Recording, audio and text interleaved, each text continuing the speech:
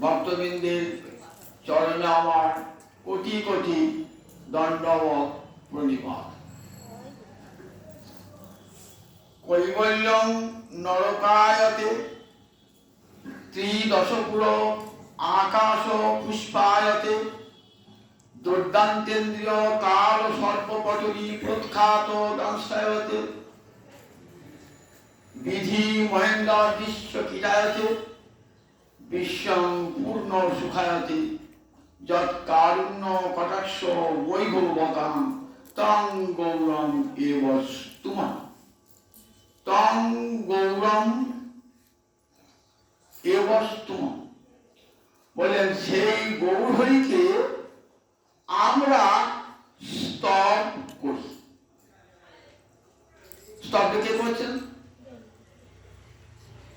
প্রকাশানন্দ সরস্বতী, যার পরবর্তীকালে নাম হয়েছিল প্রবোধানন্দ সরস্বতী মহাপ্রভু কৃপার পরশ পাওয়ার পর। তা করছেন তো তিনি একা।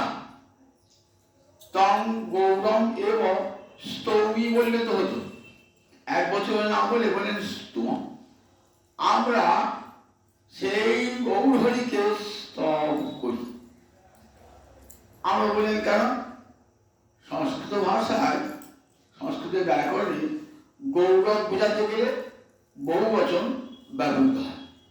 দেখেন না, চিপ থেকে আমরা কি লিখি? বাবার দেবীতে শ্রী চরণে এসু, চরণ তো দুটো, তাহলে সেই চরণই হতো, চরণে এসু কম বহু বচন। পুজো নিয়ে এসু, পুজো নিয়ে আসু, গৌরব বোঝালে বহু বচন ব্যবহৃত হয়। আচার্য শঙ্কর বলেছেন তো, আচার্য চরণ বলে ইতি শ্রী আচার্য চরণা, গৌরব বোঝালে এই বহুবচন ব্যবহৃত হয়। তাই তং গৌরম এই বস্তু, আমরা সেই গৌরহরিকে স্তব করি। কোন গৌরহরিকে? যৎ কারুণ্য কটাক্ষ বৈভব বতাং। বৈভব মানে ঐশ্বর্য, বৈভববান মানে ঐশ্বর্যবান। কি করে ঐশ্বর্যবান হলো? ঐশ্বর্য থাকে তার তো ঐশ্বর্য। তারপর যে কারুণ্য কটাক্ষ, গৌরহরি যদি একবার কৃপা করে আপনার দিকে চান, তাহলে আমি মহাধনী ধনী হয়ে গেলাম। দেখেছেন তো? হরি বলি বাহু তুলি যার প্রতি চায়, কি হয় তার? তার সমস্ত পাপ ধ্বংস করে প্রেম নাম করে। গৌরহরি সবচেয়ে বড় ধন যে প্রেম ধন, সেই ধনটাই দান করেন, সেই ধনে ধনী হয়ে যায়। তাই যৎ কারুণ্য কটাক্ষ বৈভব বতাং, বৈভববান ষষ্ঠী বহুবচনে বৈভব বতাং। গৌরহরির কৃপা কটাক্ষে যারা ধনী হয়েছেন, অর্থাৎ যারা প্রেম ধনে ধনী হয়েছেন যারা, তাদের কাছে কৈবল্যং নরকায়তে। তার যদি বলে আচ্ছা কৈবল্য মুক্তি নেবে, কৈবল্য এক প্রকার মুক্তি, এই মুক্তিটা কারা দান করে? এই মুক্তিটা কারা প্রার্থনা করে? যোগীরা চায় কৈবল্য মুক্তি, মানে কেবল হয়ে যাওয়া, নিজের জীবাত্মাকে পরমাত্মার সঙ্গে মিশিয়ে দেওয়া, একে বলে কৈবল্য মুক্তি। কোন গৌর ভক্তকে যে বলে তুমি কৈবল্য মুক্তি নেবে, সে বলবে না না না। তাহলে কি নেবে? নরক দিও, সেও ভালো, কৈবল্য নরক আছে। আমি তাহলে কোথায় কৈবল্য মুক্তি নেব কেন? কেন করলে সবাই মুক্তি চাই, মুক্তি নয় কেন? যোগীরা কত যোগ ধ্যান করছে, কৈবল্য মুক্তি হচ্ছে বলে কৈবল্য মুক্তি পেলে আর কৃষ্ণ ভজন হবে না, গৌর ভজন হবে না। আমি যদি নিজেই চিনি হয়ে যাই, তাহলে চিনি খাবার ভালোবাসা থাকবে? ঠাকুর আব্বের বলতেন, আমি চিনি খেতে ভালোবাসি কিন্তু চিনি হতে চাই না। চিনি আর জিহ্বা দুটো পৃথক থাকবে, তবে তো চিনির আস্বাদনটা হবে। আমার জিহ্বাই যদি চিনি হয়ে গেল, তাহলে চিনির আস্বাদন হবে? ভক্তরা বলে না গো প্রভু, তুমি আমার উপাস্য দেবতা থাকো, আমি তোমার উপাসক থাকবো, আমি কখনো তোমার সঙ্গে এক হতে চাই না, আমি তোমার হতে পৃথক হয়ে থাকবো, তোমার দাস হয়ে থাকবো, তোমার সেবক হয়ে থাকবো। তাই তার কৈবল্য মুক্তি নেয় না। কৈবল্যম নরকায়তি, নরকীয়, কারণ নরকে দুঃখ কষ্ট ভোগ করতে করতে আবার ভগবান কৃপা করে কি করবেন, এখানে কৃমি কীট করে পাঠাবেন, সেখান থেকে যদি মহতে চরণ টরণ পড়ে যায় মানুষ পাবো, আবার মানুষের হয়তো কোনোদিন কৃষ্ণ ভজনের ক্ষমতা থাকবে, সুযোগ পাবো, কিন্তু যদি কৈবল্য মুক্তি পেয়ে যায় আর কোনোদিন আমার কৃষ্ণ ভজন হবে না। নরক ঘাটলো একদিন না একদিন হয়তো আমার কৃষ্ণ ভজনের সুযোগ আসতে পারে। দেখেছেন তো, গৌরপ্রেমে ধন্য কেমন হয়, কৈবল্যম নরকায়তি। ত্রিদশ পুর আকাশ পুষ্পায়তে, ত্রিদশ মানে তিনটে দশা জানে। কাজে তিন দশা দেবতাদের, বাল্য, কৈশোর, যৌবন, তিনটে দশা। প্রৌঢ় হয় না তারা, বুড়ো হয় না দেবতারা, বাল্য, কৈশোর, যৌবন, তিনটে দশা দেবতাদের। তাই দেবতার একটা নাম ত্রিদশ। ত্রিদশ পুর মানে দেবতাদের পুর অর্থাৎ স্বর্গ। যদি গৌর ভক্তি করে আচ্ছা স্বর্গ নেবে বলে না, আকাশ ও পুষ্প, স্বর্গ আবার কি গো, স্বর্গ তারা বিশ্বাসই করে না স্বর্গ বলে কিছু আছে।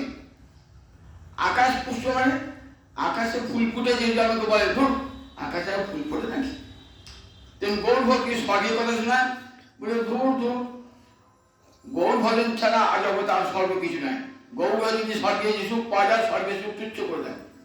কাজে বলেন আকাশ ও পুষ্পায়তি, আকাশ কুসুমের মতন তারা অলিক অবাস্তব বলে ভাবে স্বর্গ। ত্রিদশ পুর আকাশ ও পুষ্পায়তি। দুর্দান্তেন্দ্রিয় কাল ও সর্পপটলি প্রখ্যাত দমিষ্ঠায়তি। দুর্দান্ত ইন্দ্রিয় কাল ও সর্পপটলি। আমাদের কটা ইন্দ্রিয় আছে? 11টা ইন্দ্রিয় আছে। 5টা জ্ঞানেন্দ্রিয়, 5টা কর্মেন্দ্রিয়, 1টা অন্তরিন্দ্রিয়। চক্ষু, কর্ণ, নাসিকা, জিহ্বা, ত্বক, এই 5টাকে বলে জ্ঞানেন্দ্রিয়। আর যে কটা ইন্দ্রিয় কাজ করে তাকে কি বলে? কর্মেন্দ্রিয়। বাক, পানি, পদ, বায়ু, উপস্থ। আর একটা হলো মন। এই 11টা ইন্দ্রিয়, প্রত্যেকটা ইন্দ্রিয় কি চায়? 5টা বিষয় ভোগ করতে চায়, রূপ, রস, শব্দ, গন্ধ, স্পর্শ। এই পঞ্চ বিষয় ভোগ করবে। আপনি তাকে দুর্দান্ত, কিছুতেই তাকে দমন করা যায় না। ইন্দ্রিয় এমন প্রবল, এই ইন্দ্রিয়ের চাপে বড় বড় মহামনীষী পর্যন্ত, মহামানব পর্যন্ত পাপ পথে পা বাড়ান। এত শক্তি দেখবেন গীতায় পড়ে, এত শক্তি এই ইন্দ্রিয়। ভয়ঙ্কর বলবান ইন্দ্রিয়গ্রাম, বলবান ইন্দ্রিয়গ্রাম বিদ্যাংশমপি আকর্ষতি। ভাগবতী লাইনটা আছে, ইন্দ্রিয় সমূহ এত শক্তিশালী যে বিদ্যাঞ্জনকে পাপের পথে নিয়ে যায়। সীতা সেই পাল্টে টিকা করছিলেন,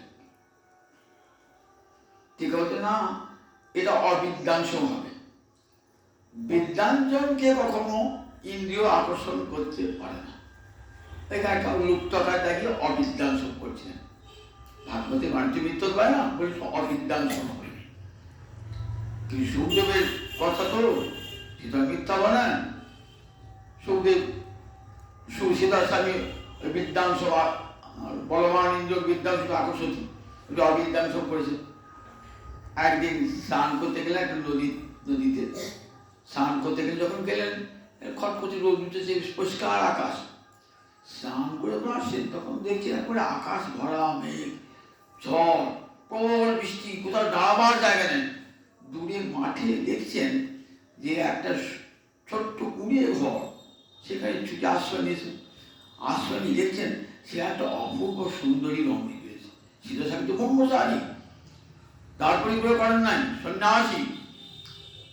অপূর্ব সুন্দরী রমণী, তার উপর লাবণ্যে চিত্তে বিকার দেখা। তখন মনে ভাবছেন আমিও তো বিদ্যা লাভ করেছি, কত ভজন সাধন করেছি, কিন্তু আমার চিত্ত বিকার উপস্থিত হলো এই সুন্দরী রমণীকে দর্শন করে। তার সৌন্দর্য আমার চিত্তকে টলমল করে দিল। ছুটে বেরিয়েলেন, বেরিয়েছে না বিদ্যাংশ আকর্ষণ, সুখদেব তুমি যা বলেছ এই কথা আর অন্যথা নয়। বিদ্যাঞ্জনকেও আকর্ষণ করে নেয়। ইন্দ্রিয়ের এত শক্তি বলবান ইন্দ্রগ্রাম বিদ্যাংশমপি আকর্ষ, ভয়ঙ্কর আকর্ষণ। সেই দুর্দান্ত ইন্দ্রিয় কালো সর্প, কালো সর্প, কালো সর্প যে ছোবল মারে, ছোবল মালিকের বিষ জ্বালায় জর্জরিত হয় মানুষ। কালো সর্প ঠিক বলেন, এই দুর্দান্ত ইন্দ্রিয় কি করে? আমাদেরকে ছোবল মারে। রূপ, শব্দ, গন্ধ, স্পর্শ এই পঞ্চ বিষয় না পেলে কি হয়? ইন্দ্রিয় কি করে? তখন তার নিজ মূর্তি ধারণ করে, আমাদের শরীরে একটা তীব্র উত্তেজনার সৃষ্টি করে।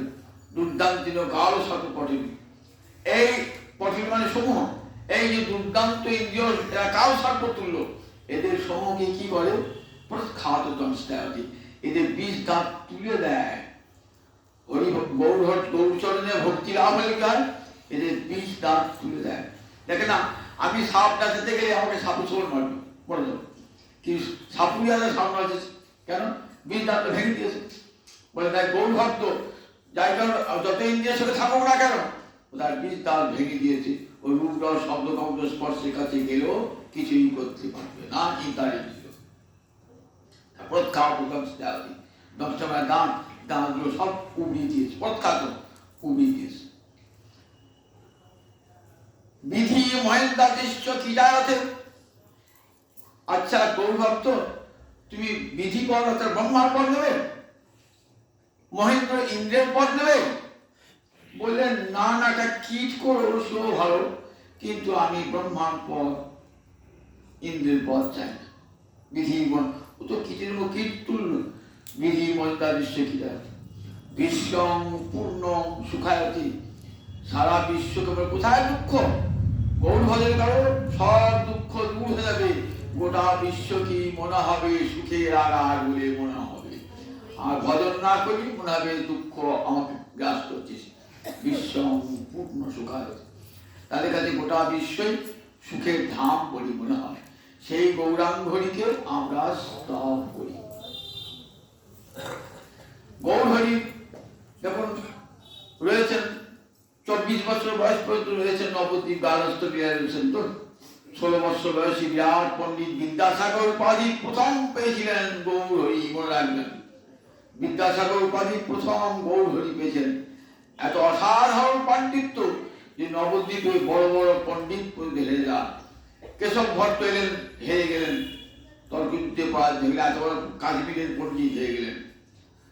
চতুর্দিকে নাম, মুকুন্দ সঞ্জয় চণ্ডী মণ্ডপে টোল খুলেছেন চতুষ্পাঠী, হাজার হাজার ছাত্র এসে পড়ছে, কত নাম।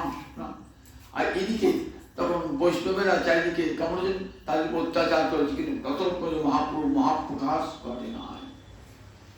বলছেন এই দিন রাত্রি বৈষ্ণবগুলো হরিনাম করছে, হরিনাম করছে, যে ধানের মূল্য চলে তাহলে কি হবে? বলে এইসব বৈষ্ণব করছে ধানের এবছরে যদি কিছু ধানের মূল্য চলে, এসব বৈষ্ণবের কিরাইমু ঘাড়ে ঘাড়ে মারবে। যে ধানের মূল্য বেড়ে যায় তাহলে বৈষ্ণব হরিনামের জন্য হয়েছে। দেখুন অবস্থা। কাজীকে গিয়ে খবর দিচ্ছে হরিনাম করছে, কাজে কোথায় হরিনাম হচ্ছে? খোল খঞ্জনি বাজাবে খুব আস্তে আস্তে, যেন শুনতে না পায় কেউ। ঠিক আছে তো, ঘরে পড়ে চারটি কপার দিতে ডালা দরজা বন্ধ করে দিই, ঘরে পড়ে বসে 2-4টিকে নিয়ে অর্ধেক ভাগবত আলোচনা করেন। শিবাস পণ্ডিত কীর্তন শুরু করেন, এই 2-4 জনকে নিয়ে চারিদিকে সব বন্ধ কথা, ঘর কপার সব বন্ধ থাকে ভয়েতে। এমনই একটা অবস্থা। তখনই কিন্তু মহাপ্রভুর মহাপ্রকাশ হচ্ছে না, হচ্ছে না।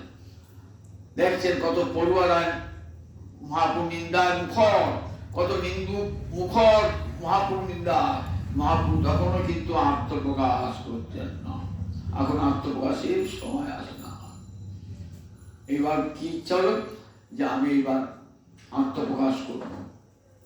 আত্মপ্রকাশ করতে কি করবেন? এবার দেখুন মহাপ্রভু ঠিক করলেন, মা বলেন মা আমার অন্তরে বহু ইচ্ছা পিতৃপিণ্ড দান করেছি, গয়া থেকে পিতৃপিণ্ড দান করেছি। মা অনুমতি দিলেন। মায়ের অনুমতি নিয়ে চলেছেন মহাপ্রভু।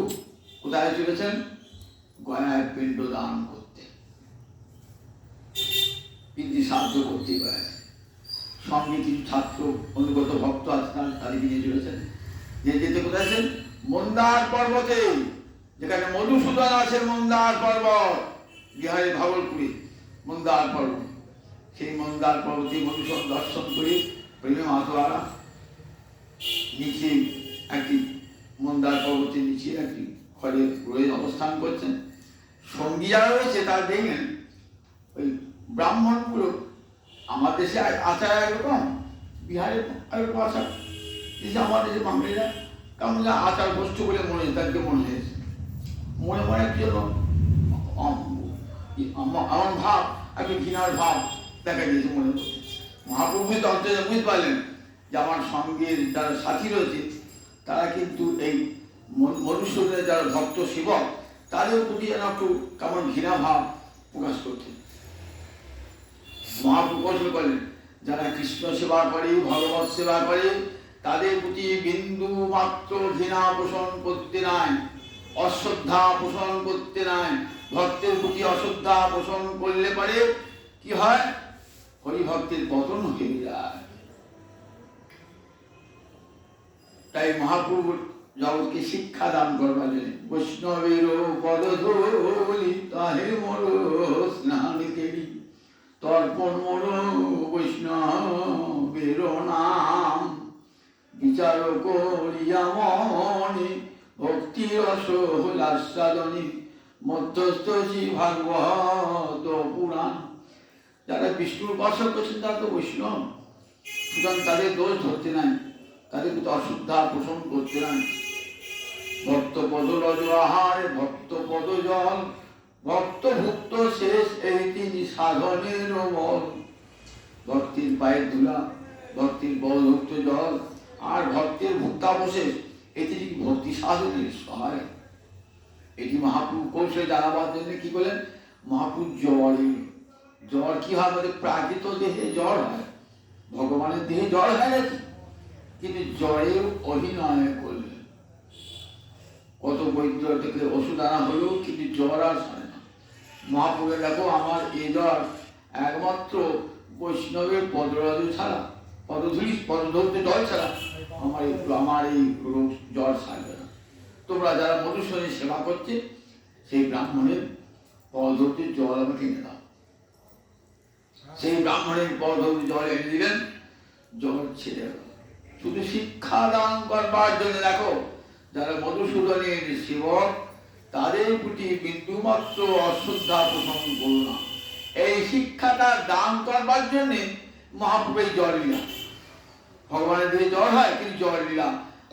আমাদের ভগবানের দেহ সচ্চিদানন্দময়, সে দেহে জল আদি নাই। আমাদের দেহটা প্রাকৃত রক্ত মাংসের দেহ, সে দেহে জল ব্যাধি আছে। কিন্তু জগৎকে শিক্ষা দান করবার জন্য কখনো কৃষ্ণ ভক্ত জনের প্রতি বিন্দুমাত্র অবজ্ঞা নিত না।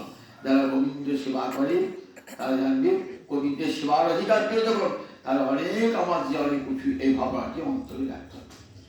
এই বলে মহাপ্রভু গেলেন পুনপুনা তীর্থে। পুনপুনা নদীর নাম, দুটো পুনপুনা আছে, একটা ছোট পুনপুনা, একটা বড় পুনপুনা।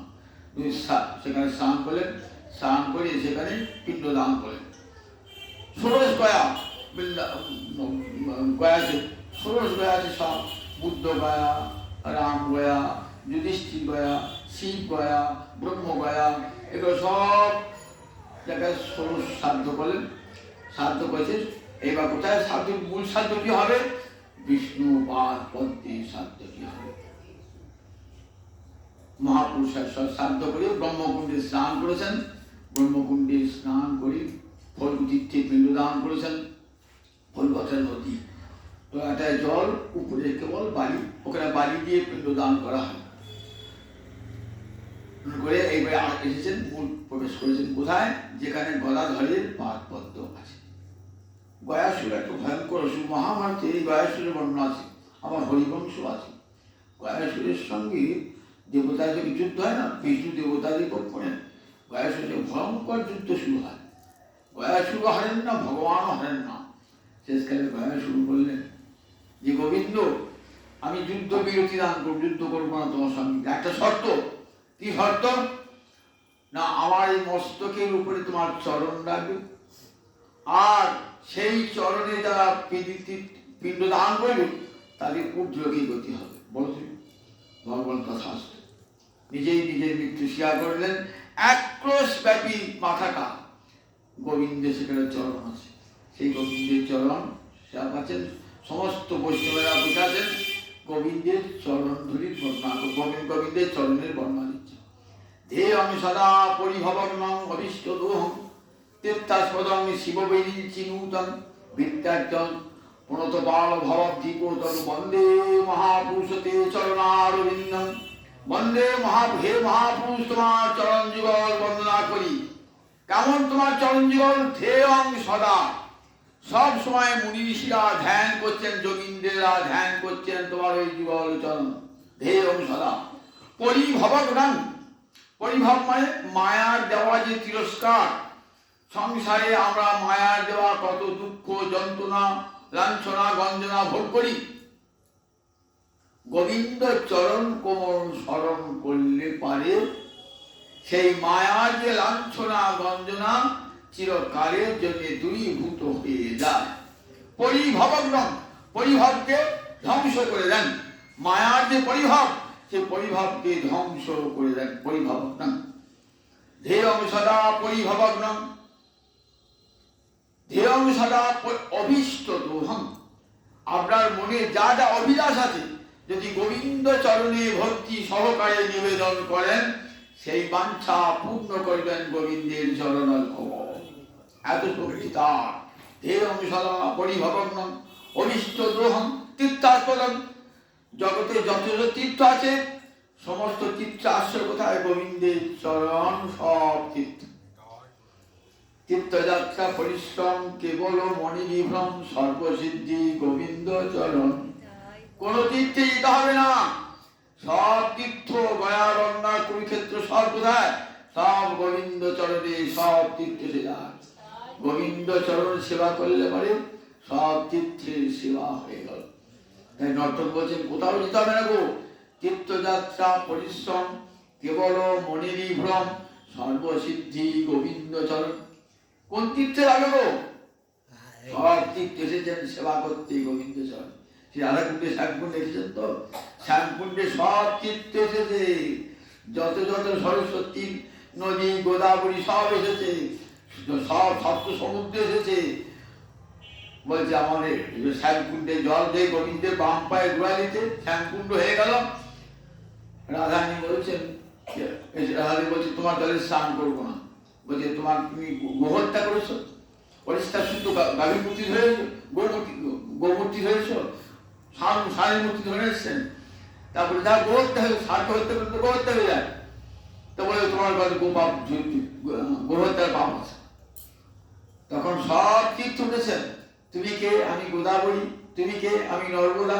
আমি সিন্ধু। আমি কাবেরী। আমি সাগর। এমনি করে সপ্ত তীর্থ সপ্ত সমুদ্র উঠে দাঁড়িয়েছে। তাহলে গোবিন্দের চরণে সব তীর্থ রয়েছে, কষ্ট করা যায়।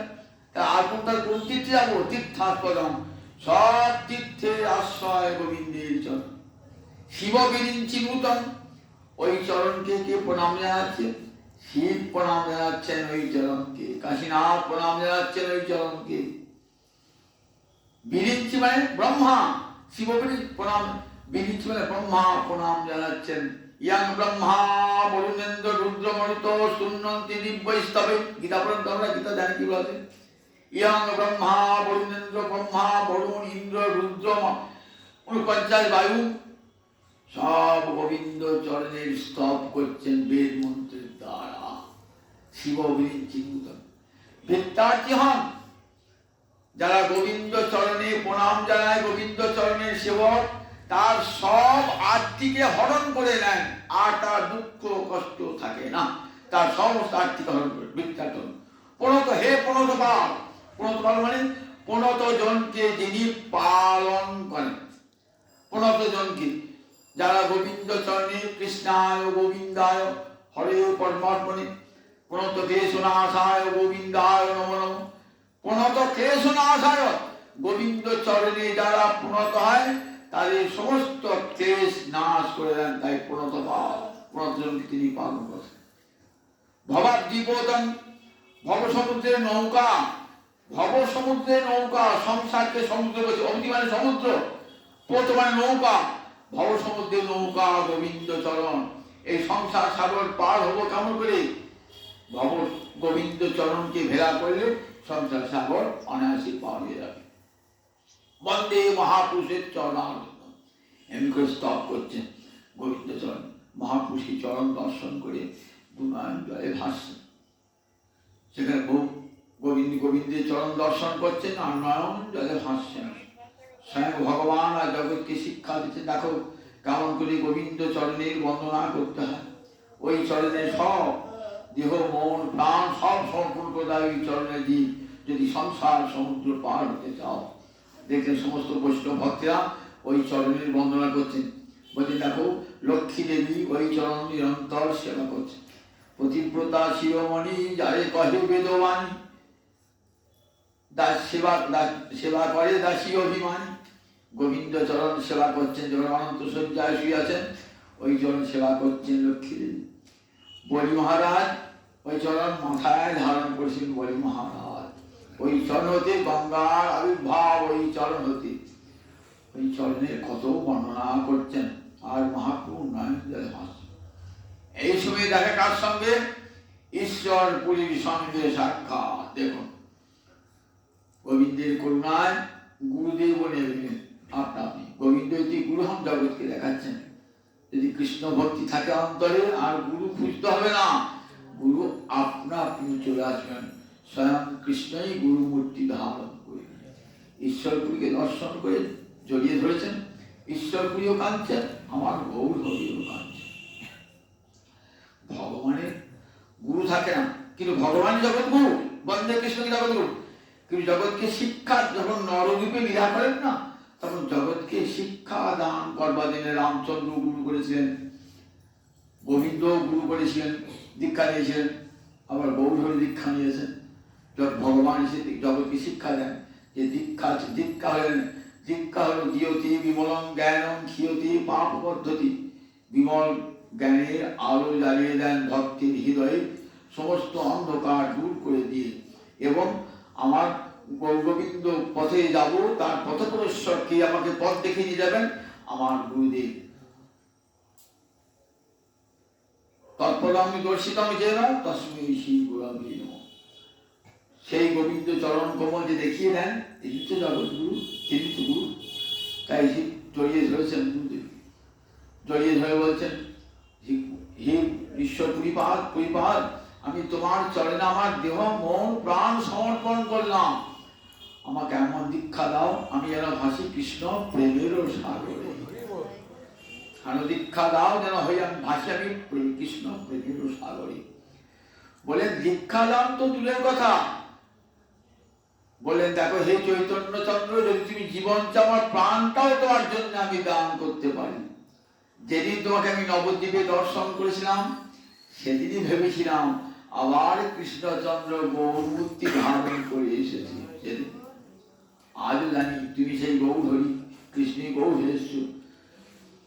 তাহলে এখন তোমাকে দীক্ষা কেন? দীক্ষা কেন? আমার প্রাণ করে দান করতে পারে। একদিন শুভ দিনে দীক্ষা দান করলেন দশাক্ষর গোপাল মন্ত্র। কৃষ্ণমন্ত্রে ভাগ আছে তো, দশাক্ষর, আশাক্ষর, দ্বাদশাক্ষর ভাগ আছে। কাম গায়ত্রী সমেত এই কাম বীজ গ্রহণ করলে মন্ত্র জপ করে ফল হয়। তাই দশাক্ষর মন্ত্র দান করলেন, কৃষ্ণ প্রেমের লাভ। এই দশাক্ষর মন্ত্র হলো যুগল মন্ত্র উপাসনা যারা করেন না, দশাক্ষর মন্ত্র, দ্বাদশাক্ষর মন্ত্র, আশাক্ষর মন্ত্র, এগুলি সব যুগল মন্ত্র উপাসনা। সেই মহাপ্রভু কর্মে এই দশাক্ষর মন্ত্র দান করলেন। দীক্ষা পাওয়ার পর নবজীবন। শাস্ত্রে বলেছে দীক্ষার পর পুনর্জন্ম হয়, ব্রাহ্মণ ত্রিজ হয় আর অব্রাহ্মণ তারা দ্বিজ হয়। একবার মায়ের পেটে জন্মালো, গুরুর কাছে দীক্ষা নেওয়ার পর দ্বিজ হল। আর ব্রাহ্মণ মায়ের পেটে যাওয়ার একবার, উপনয়নের পর একবার, গুরুর কাছে দীক্ষা নেওয়ার পর একবার জন্ম। তাই দ্বিজ দীক্ষা যে গ্রহণ করলেন, দীক্ষা নেওয়ার পর ভগবান মহাপ্রভু কোথা কৃষ্ণ পাগল কান্ত মহাপ্রভু সব তীর্থস্থান আদি করে দীক্ষা গ্রহণ করে এসেছেন, নিজ কুঠিরে এসেছেন। নিজ কুঠিরে এমন সময় দেখছেন একদিন পুরী গোসাই সাহায্য বলে হ্যাঁ ভালোই হলো, আমি তো গোবিন্দ ভোগ লাগিয়েছিলাম, আসুন আপনার সেবায় লাগিয়ে দিয়েছি, প্রসাদ লাগিয়ে দিই। দিয়ে বললেন না তুমি খাবে কি? তা বলে আমি আবার এখন সঙ্গে সঙ্গে রন্ধন করবো, তুমি খাও, তুমি খেলে আমার তৃপ্তি হবে। বলে না না আমরা দুজনে খাই এসো। বলে না প্রভু তুমি খাও, নিজের গুরুকে নিজে খাওয়াচ্ছেন, নিজ হাতে নিজে খাওয়াচ্ছেন। এদিকে লক্ষ্মী দেবী কি করেছেন? লক্ষ্মী দেবী ঠিক যখন গৌর হয়ে পরিবেশন করছে না, সেই সময় আবার মহাপ্রভুর জন্য রান্না করে রেখেছেন। মহাপ্রভুদের যেমন ছিল অন্ন তেমনি অন্নই আছে। এইবার মহাপ্রভু মহাভাবীর বিকাশ, ঈশ্বর ভাবীর বিকাশ। এইবার ঈশ্বরকে দীক্ষা গ্রহণ হতো, এবার মহাপ্রভুর মহাপ্রকাশ। এইবার মহাপ্রভু সঙ্গীগণকে বলছেন তোমরা চলে যাও, আমি আর ফিরে যাব না, আমি আর ফিরে যাব না, আমাকে আমাকে আমি আমি মুছে যাবো। কোথায় কৃষ্ণ, কোথায় কৃষ্ণ বলে পাগল হয়েছেন অন্তরে। এবার রাধা ভাবে ভাবিত কৃষ্ণ, তো রাধা যেমন করে কৃষ্ণ যিনি কেটেছিলেন তেমনি করে কাঁদছেন, কোথা কৃষ্ণ, কোথা কৃষ্ণ বলে কাঁদছেন। সঙ্গে সঙ্গীরা বললেন যে না না এখন ফিরে চলো নবদ্বীপ ধামে, পরে তুমি মথুরা বৃন্দাবন যাবে। একদিন রাত্রিবেলায় উঠে মহাপ্রভু ছুটছেন, কোথায় মথুরা, কোথায় কৃষ্ণ, কোথায় বৃন্দাবন, পাগল হয়ে ছুটছেন। এমন সময় দৈববাণী শুনলেন। কি দৈববাণী? ওই কৃষ্ণ চৈতন্য দেখো তুমি ফিরে যাও, সেই ব্রহ্মচন্দ্র তুমি ফিরে যাও, এখন গিয়ে নবদ্বীপ ধামে গিয়ে নাম সংকীর্তন প্রচার করো, জীবকে হরিনাম দিতে হবে। তুমি যদি বৃন্দাবনে চলে যাও, কলির জীবকে হরিনাম দান করবে কে? তুমি যথাসময়ে তুমি বৃন্দাবনে যাও, এখন তুমি যাও, ফিরে যাও। মহাপ্রভু ফিরে এলেন সঙ্গীগণকে সঙ্গে নিয়ে। এবার আরম্ভ হল মহাপ্রভু মহাপ্রকাশের দিন। এবার শিবাসঙ্গনে বসে হরে কৃষ্ণ কৃষ্ণ কৃষ্ণ হরে হরে, হরে রাম রাম রাম হরে হরে, হরি হরে নম কৃষ্ণ যাদবায় নম যাদবায় মাধবায় কেশবায় নম, গোপাল গোবিন্দ রাম শ্রী মধুসূদন গিরিধারী গোপীনাথ মদন মোহন। উদ্দণ্ড কীর্তন চলতে লাগলো শিবানন্দ। সবাই ভাবছে মহাপ্রভু কেমন তার বায়ু রোগে ধরেছে। মহাপ্রভু নতুন নূতন রূপ দর্শন করছেন সমস্ত। আর কি করেন? ছাত্রগণকে পড়ান বটে, প্রত্যেকটি ব্যাকরণের প্রতিসূত্রে কৃষ্ণ নাম, ব্যাকরণের প্রতিসূত্রে কৃষ্ণ নাম। সবাই ভাবছেন অবাক। নিজের ছাত্রগণকে বলছেন দেখো তিলক কেটে আসবে, তিলক না কেটে তিলক কপালটি শ্মশান সদৃশ্য হয়, এমন করে ভক্তি শিক্ষা দান করছেন। এইখানে এবার মহাপ্রভু 4টি বৎসর রইলেন নবদ্বীপে। নবদ্বীপে মহাপ্রভু নবদ্বীপে সর্বত্র হরিনাম প্রচারিত হতে লাগলো। এইবার মহাপ্রভু হওয়ার পর এবার মহাপ্রভু সন্ন্যাস। 24 বৎসর শেষ যেই মাঘ মাস, তার শুক্লপক্ষে প্রভু করিলেন সন্ন্যাস, এলেন কেশব ভারতী কুটিরে।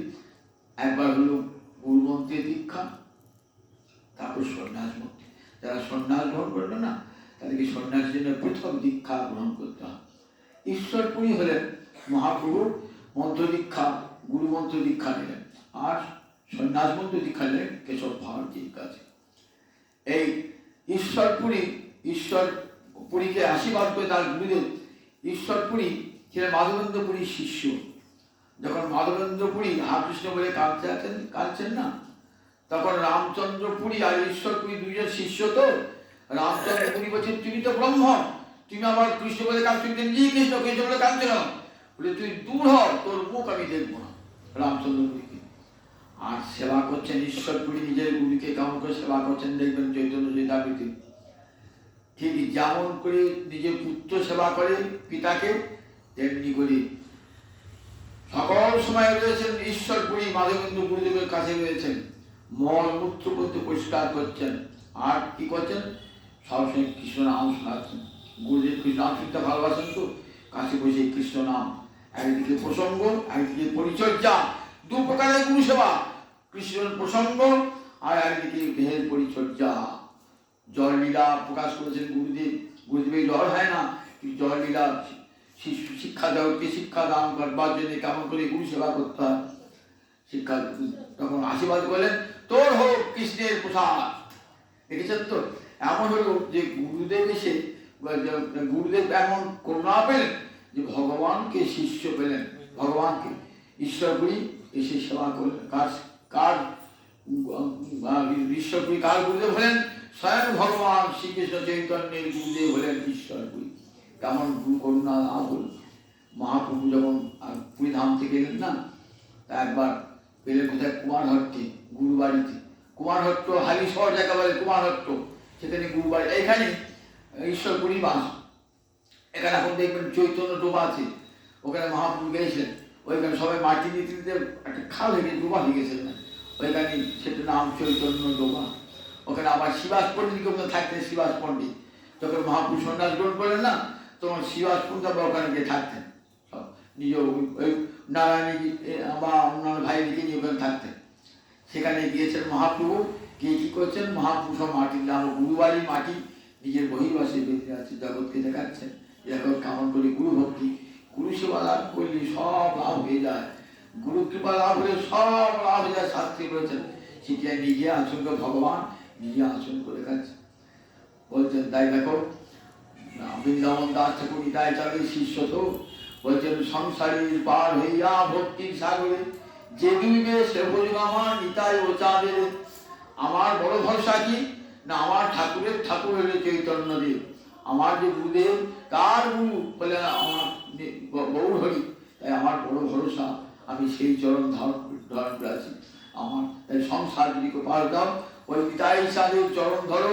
নিতাই চাঁদ জগৎ গুরু, জগতে যত গুরু দেখবে সব নিতাই চাঁদের প্রকাশ।